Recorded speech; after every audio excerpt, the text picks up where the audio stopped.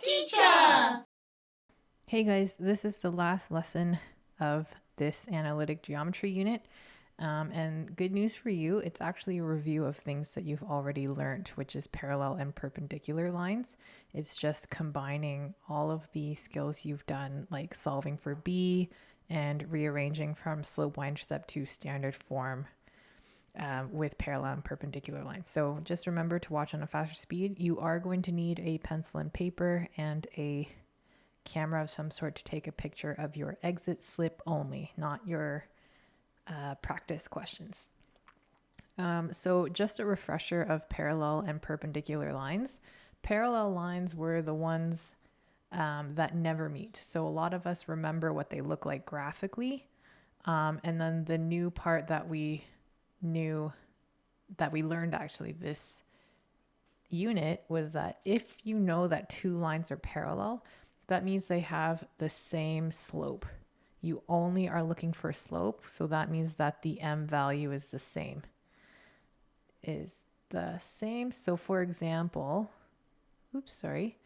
if I had an equation like y equals 5x plus 6, and I had to know the new equation of a line parallel to that, then I would know that the slope has to equal 5 because I only care about this.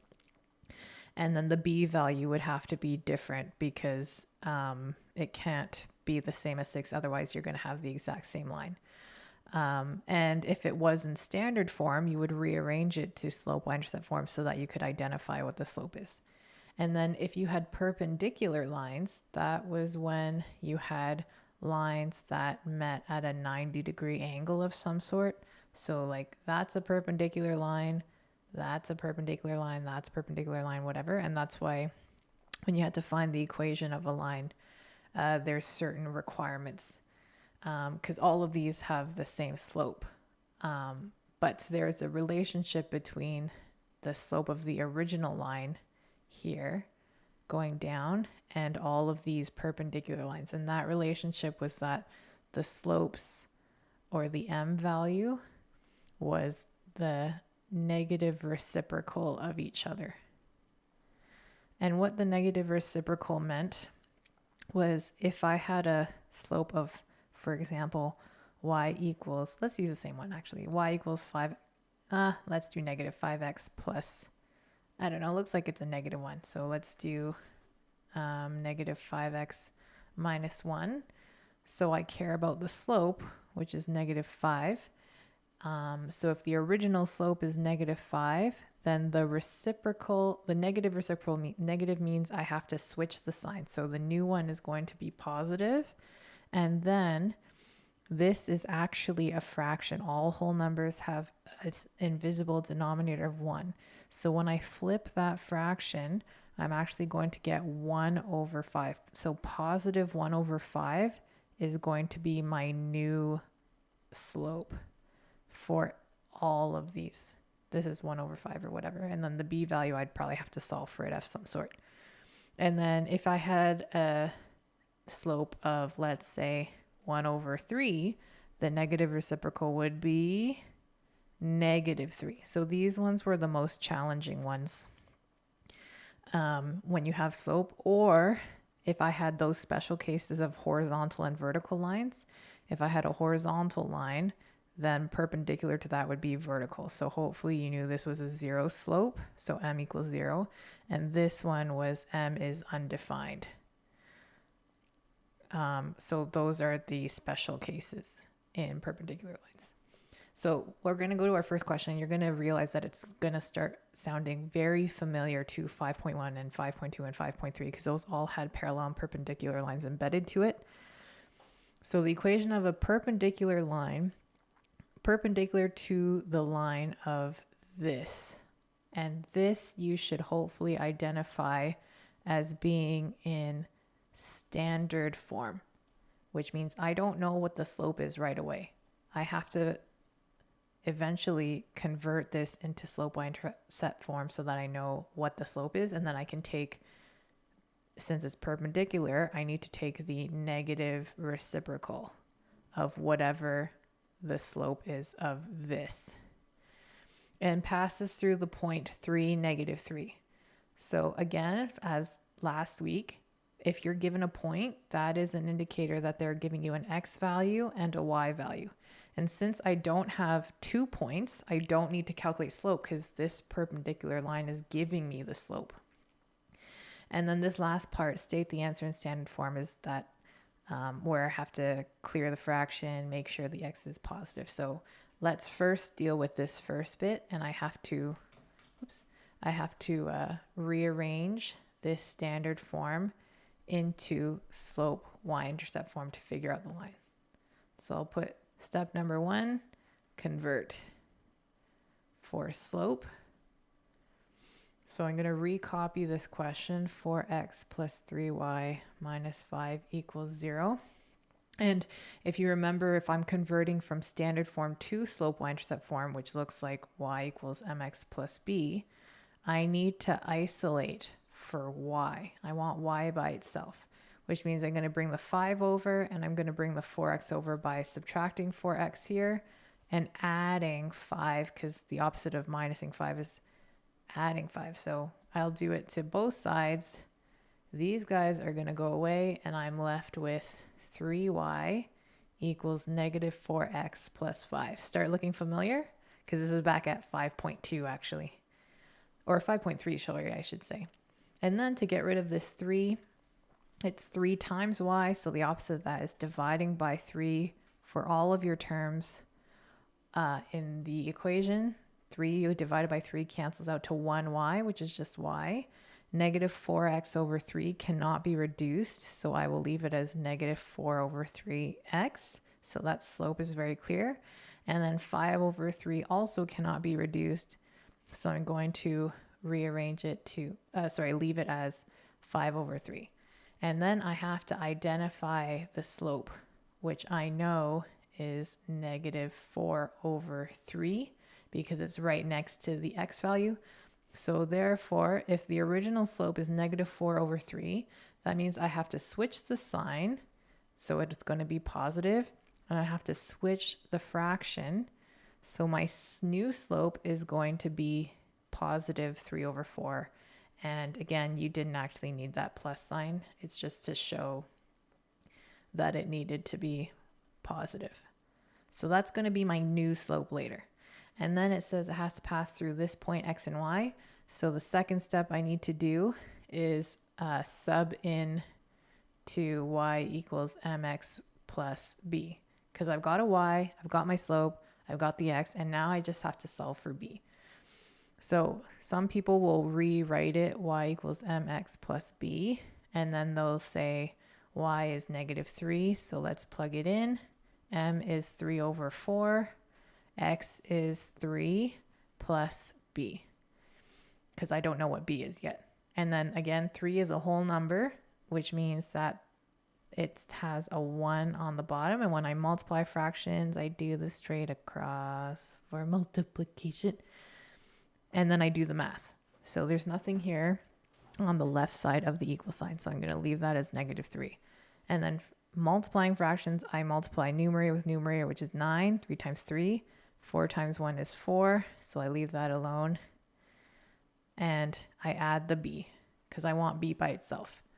And then, if I need b by itself, the only person I have to get rid of is 9 over 4, because 9 over 4 is the only thing with b on this side of the equal sign.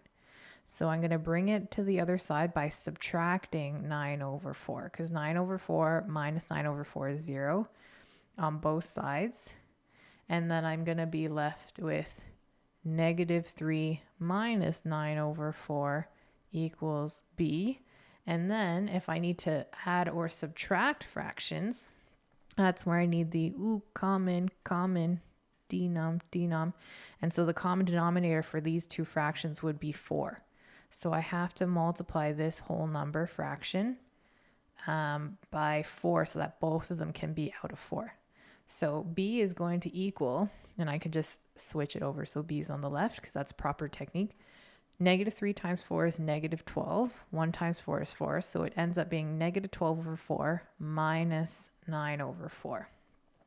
And you can see this is still equivalent because negative 12 over 4 is negative 3. They're the same thing. And then you do the math. So negative 12 minus 9 is like saying 12 plus 9.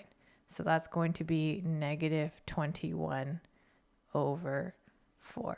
So my B value, oops, I'll put that in red. My B value for the new line is negative 21 over 4, and I cannot reduce that any further. So finally then, my equation in slope y-intercept form would be, oops, let's extend this page, would be y equals 3 over 4x minus 21 over 4. And that's my new equation, slope y-intercept form. But I think it asked me to put it in standard form. So I can't leave it like this, but this is the starting point for making standard form. So then the final step is put in standard form.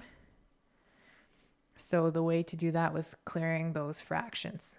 And again, you could do any of these steps in any order. It doesn't matter. Some people bring the y over to the same side. It does not matter. So let's just recopy it over here. 3 over 4x minus 21 over 4. Oops, let's move this down. So I'm going to move the y over here to one side by subtracting y. Y minus y is 0. And then I minus y here. So I'm left with a 0 equals 3 over 4x. And I'm going to rewrite it in the order that standard form needs to be, which was that ax plus by plus c equals 0. So x is first, y is second, and then the constant is third. So I've just killed two birds with one stone. And then if you really wanted to, you could just put the 0 on this side. It's the same thing. And so I've got my x as positive already. So I've also don't need to worry about that. The only thing I do need to worry about is clearing the fraction. So these 4s is a nice easy LCM, lowest common multiple. My LCM is 4 because that's the only denominator. So I'm going to multiply everything by my LCM. So by 4, and then 4 divided by 4 cancels out. Or again, you could have done 3 times 4, which is 12, and then 12 divided by 4 is 3.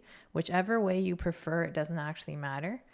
But I will be left with 3x minus 4y minus 21 equals 0.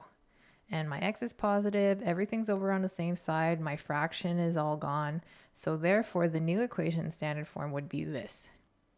And example 2, and this one's the last example in this lesson because you've already gotten a lot of practice in 5.6. Determine the equation line that's parallel to the x-axis and has the same y-intercept as this. So we'll first deal with the parallel to the x-axis. The x-axis, if you remember, is the horizontal one. So if it's parallel to this, what is the slope of this x-axis? Hopefully, if in the recall section, all horizontal lines have a slope of 0. So that means that makes my life really easy. The slope, the m value of the new equation has to also be 0 if it's parallel to the x-axis. So that was nice. And it has the same y-intercept as this. Again, hopefully you recognize that this is in standard form.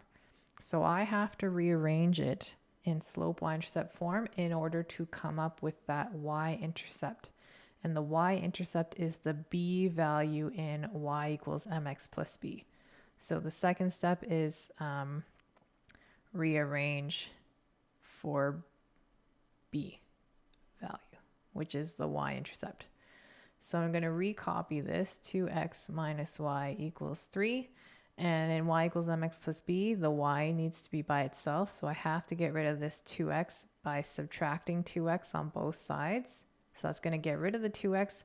And I will be left with not just y, but negative y will be equal to 3 minus 2x, or rearrange it to negative 2x plus 3 so that it's clear that the slope and x value is first. But if you want to write 3 minus 2x, that's fine too, but I'm going to skip that step because hopefully you guys are really, really good at recognizing that. And then this negative sign is actually like saying there's a negative 1 there. So to get rid of the negative 1, I can divide everything by negative 1, which is simply just switching all of the signs. So y is going to be positive. Negative 2 is also going to be positive 2x. 3 is going to be negative 3. And so if I care about the same y-intercept, then that means that I care about the b value, which in this case is negative 3. So therefore, my b value is equal to negative 3. And it doesn't ask me to put in standard form. Yippee for us. That means we don't really have to do any work. We just have to put it in the equation. And some people were making the mistake and they're writing all numbers for that equation. But remember, an equation only has m and b as numbers. The x and y values should not have numbers because there's infinite number of coordinates, but there's only one slope and one y-intercept. So the equation is going to be y equals, and you could write 0x if you want, minus 3. But hopefully you would recognize again that horizontal lines, 0x means that that doesn't even exist. So it simplifies to y equals negative 3. Okay, and that was example 2. And then if I did give you another example where there's like 2 coordinates or something, which I think is in the exit slip, then you might have to figure out slope. Or you might have 2 of these in standard form, just like you've seen in I think it was 5.3 where we gave you 2 standard form equations, then you rearrange it. So in your exit slip, you'll notice that there is a graph opportunity for you to show graphing, and that's if maybe you didn't do so well in 5.2. I can give you some marks for graphing in this new bit. But for those of you who don't have graph paper, you can still do the graph even if you don't have a printer either. So like the exit slip, for example, it looks like this. But if you're not able to print it off, then don't worry. You just need to draw your coordinate plane like normal. So I just put the example 1 answer here for reference. So you're going to draw your axes. You can use a ruler. If not, you don't have to, that's fine. But you're going to label your axes like normal, y and x. And then the next thing is you must label the y-intercept. So here, oops, sorry, that x shouldn't be there. Here, the negative 21 over 4 is kind of like negative 5, a bit over negative 5, but that's okay. You don't even really need to do that. Just label down here. This would be negative 21 over 4, and that's my y-intercept point. And then if the slope is 3 over 4 and it's positive, that means I can go up 3, 1, 2, 3, and over 4, 1, 2, 3, 4. And that would be my next point. And even though you don't have a grid, you're still showing me that you understand what the slope has to represent. And then you can just extend your line out. So you've just shown me that the rise has to be 3, the run has to be 4, and it's clearly a positive slope. And that's enough to show me that you understand how to graph. And that's all you need to do. So again, just make sure that you try the practice before doing the exit slip. And I only need a picture of your exit slip. And that's the last lesson. Take care, guys.